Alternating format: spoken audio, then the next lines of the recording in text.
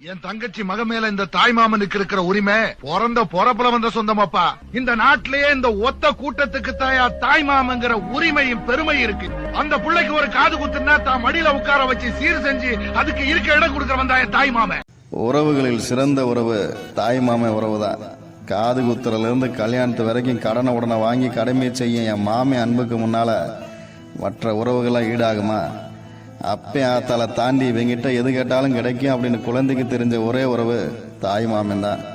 தாய்மையை போற்றும் கலாச்சாரத்தில் தாய் என்ற அடைமொழியுடன் அழைக்கப்படும் ஒரே ஆண்பால் உரிமை தாய் மாமன் மட்டும்தான். அதிரும்படி பாட்டு கட்டு அழகு மாவே மகளுக்கு தான் காது குத்து.